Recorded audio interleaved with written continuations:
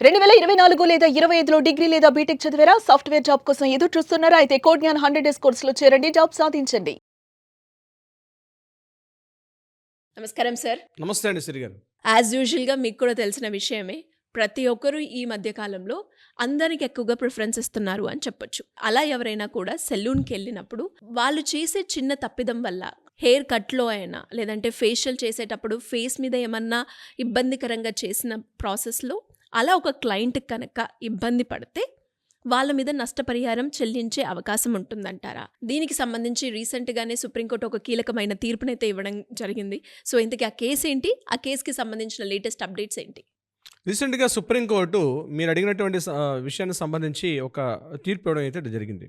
అష్నారాయ్ అనేటువంటి ఒక మోడల్ 2018లో ఢిల్లీలో ఉన్నటువంటి మౌర్య ఐటీసీ హోటల్లో ఆవిడ మోడలింగ్‌కి వెళ్తూ బిఫోర్ ఆ ఐటీసీ హోటల్లో ఉన్నటువంటి ఒక సెలూన్ షాప్‌లో తన సెలూన్‌లో తన హెయిర్ డ్రెస్సింగ్ చేసుకుందాం అని చెప్పి తను వెళ్లారు.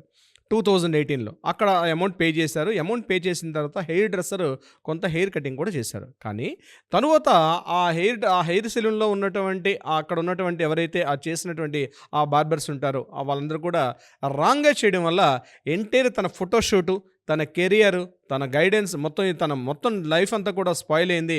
నాకు మోడలింగ్‌లో అవకాశాలు కూడా తగ్గిపోయాయి. దానివల్ల చాలా నేను మానసికంగా చాలా చిత్రహింసలకు గురయ్యాను. నా కెరీర్ స్పాయిల్ అయిందని చెప్పి ఆవిడ నేషనల్ కన్జ్యూమర్ కోర్ట్‌లో జాతీయ వినియోగదారుల కమిషన్ కోర్టు ముందు ఆవిడ వాపోయింది. అందుకని ఆవిడేం చేశారంటే నాకు 2 కోట్ల రూపాయల కాంపెన్సేషన్ ఇవ్వమని చెప్పి ఆ ఐటీసీ మౌర్య హోటల్‌లో సెలూన్ షాప్ మీద ఆవిడ కోర్టు కూడా కేసు ఫైల్ చేసింది. ఎక్కడ కన్జ్యూమర్ కోర్ట్‌లో.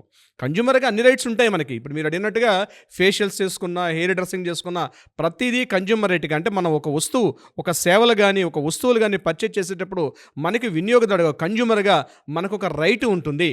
ఈవెన్ దో మనం రోడ్డు పక్కన పానీపూరి బజ్జీ తిన్నా దానికి కూడా ఒక కన్జ్యూమర్గా రైట్ ఉంది.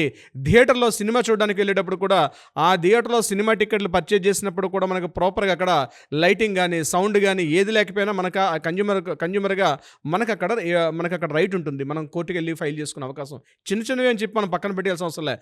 అదే విషయాన్ని ఇక్కడ ఆష్నారాయ్ కూడా తన కోర్టులో వెళ్ళి ఆవిడ ఆశ్రయించడం జరిగింది. కోర్టు ఏం చేసిందంటే నేషనల్ కన్జ్యూమర్ కోర్టు అక్కడ ఈ మొత్తాన్ని కేసును పరిశీలించి కరెక్టే ఆవిడ పూర్తిగా ఈ యొక్క చూడడానికి మనకు సిల్లిగా అనిపిస్తుంది, చూడడానికి కాస్త మనకి నవ్వు తెప్పించే విధంగా ఉన్నప్పుడు కూడా వాస్తవం ఆవిడ నిజంగా జరిగిందని చెప్పి కోర్టును ఆశ్రయిస్తే కోర్టు ఏం చేసిందంటే 2 కోట్ల రూపాయలు అక్షరాల 2 కోట్ల రూపాయల కాంపెన్సేషన్ ఇవ్వమని చెప్పి ఆ మౌర్య ఐటీసీ హోటల్కి వాళ్ళు కోర్టు నుంచి నోటీస్ కూడా రావడం జరిగింది. దీనికి సంబంధించి ఇమీడియట్గా వాళ్ళు ఏం చేశారంటే ఐటీసీ మౌర్య హోటల్ వాళ్ళు సుప్రీంకోర్టును ఆశ్రయించారు. ఆమె కెరీర్ అంతా స్పాయిల్ కేవలం మా ఒక్క హెయిర్ కటింగ్ వాళ్ళు జరగలేదని చెప్పి సుప్రీంకోర్టును కూడా ఆశ్రయించారు. సుప్రీంకోర్టును ఆశ్రయించినప్పుడు సుప్రీంకోర్టు ఈ కేసు మీద పూర్తిగా డిస్కషన్ కూడా చేసి దీనిలో ఉన్న ఎవిడెన్సెస్ ఆమె తాలూకా సబ్మిట్ చేసిన పేపర్ వర్క్ అంతా కూడా, ఎందుకంటే evidence is the most important. ఎవిడెన్స్లన్నీ పూర్తిగా చూసిన తర్వాత ఏదైతే కన్జ్యూమర్ కోర్టులో ఇచ్చినటువంటి 2 కోట్ల రూపాయల కాంపెన్సేషన్ తప్పు అని చెప్పి దాన్ని తగ్గించారు. 25 lakhs రూపీస్ కాంపెన్సేషన్ ఇవ్వమని చెప్పి సుమారుగా 7 సంవత్సరాల పాటు కేసు ఇక్కడ కోర్టులో రన్ అయిన తర్వాత ఎండ్ ఆఫ్ ది డే ఒకటి కోర్టులకి ఏంటంటే వెళ్ళేటప్పుడు చాలామందికి అపోహ ఎలా ఉంటుందంటే కోర్టులకు వెళ్తే అంత తొందరగా న్యాయం దక్కదని చెప్పి. తొందరగా దక్కకపోయినా న్యాయం లేట్ అయినప్పుడు కూడా but end of the day కన్జ్యూమర్కి ఎట్టి పరిస్థితిలో కూడా న్యాయం జరుగుతుంది. లేట్ అవుతుంది అన్నది ఆ కేసు యొక్క తీవ్రతను బట్టి ఆ కేసులో మనం సబ్మిట్ చేసినటువంటి ఎవిడెన్స్ని బేస్ చేసుకొని ఉంటుంది. ఈ కేసు కూడా సుమారుగా 7 సంవత్సరాల పాటు కన్జ్యూమర్ కోర్టును సుప్రీంకోర్టు ఫైలింగ్ వచ్చిన తర్వాత ఫైనల్గా నిన్న ఇచ్చిన తీర్పు ఏంటంటే 25 lakhs రూపీస్ కాంపెన్సేషన్ ఇవ్వమని చెప్పి సుప్రీంకోర్టు నిన్న తీర్పు ఇవ్వడం జరిగింది. సో కన్జ్యూమర్గా మనకి అన్ని రకాల రైట్స్ ఉంటాయి. మనం దేని మీదైనా మనం యూజ్ చేసేటువంటి సేఫ్టీ పిన్ మొదలుకొని ఎంత పెద్ద వస్తువైనా దానికి సంబంధించినటువంటి ఒక నాణ్యతా ప్రమాణాలు వాళ్ళు పాటించకపోయినా, వాళ్ళకి ప్రాపర్ సర్వీస్ ఇవ్వకపోయినా ఎనీవేర్ ఎక్కడైనా మనం కన్జ్యూమర్గా ఉంటాం.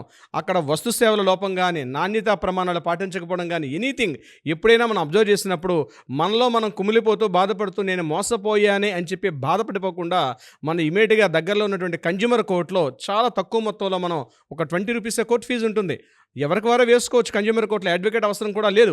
అడ్వకేట్ ఉంటే మీకు సపోర్ట్ చేస్తారు. అడ్వకేట్ లేకుండా కూడా కన్జ్యూమర్ కోర్టులో డైరెక్ట్గా మీకు కస్టమర్ కేర్ నెంబర్ ఉంటుంది. మీరు గూగుల్లో చెక్ చేస్తే ఆ నెంబర్ కూడా మీకు తెలుస్తుంది.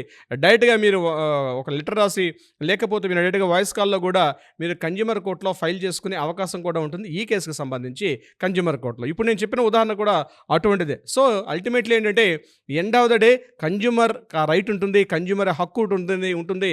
తను చేసినటువంటి ఇప్పుడు నేను చెప్పినటువంటి ప్రమాణాలు పాటించకపోయినా లేదా వస్తు సేవల యొక్క నాణ్యత లేకపోయినా తప్పనిసరిగా మనం కన్జ్యూమర్ కోర్టుకి ఆశ్రయించే అవకాశం కూడా ఉంటుంది.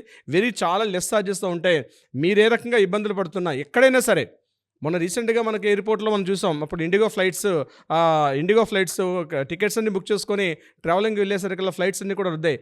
అక్కడతో మొదలుకొని మెట్రో టికెట్ తీసుకొని మనం ఒక స్టేషన్ నుంచి ఇంకో స్టేషన్కి వెళ్ళేటప్పుడు అక్కడ ప్రాపర్ వాష్రూమ్స్ క్లీనింగ్గా లేవని చెప్పి కూడా కన్జ్యూమర్ కోర్టును ఆశ్రయించిన వాళ్ళు ఉన్నారు. వాళ్ళు కూడా లక్షల రూపాయల కాంపెన్సేషన్ కూడా పొందారు. సో మనకు హక్కు ఉంది. భారతదేశంలో జీవించడం ఎంత హక్కు? ఆర్టికల్ 21 ప్రకారం యాజ్ ఏ కన్జ్యూమర్గా మనం ఒక ప్రోడక్ట్ని పర్చేజ్ చేసినా, ఒక సర్వీస్ని మనం పొందుతున్నా మనకు కూడా రైట్ ఉంటుంది. దీని మీద మీరు నామోషి ఫీల్ అవ్వాల్సిన అవసరం లేదు, షై ఫీల్ అవ్వాల్సిన అవసరం అంతకన్నా లేదు. ఖచ్చితంగా కోర్టును ఆశ్రయిస్తే మీకు న్యాయం దక్కుతుంది. అదే ఎగ్జాంపుల్ ఇప్పుడు మనం జరిగిన ఆష్నారాయ్ కేసు సంబంధించి కూడా ఎగ్జాంపుల్. సిరి గారు, anyways thank you sir, thank you so much. Thank you so much అండి సిరి గారు.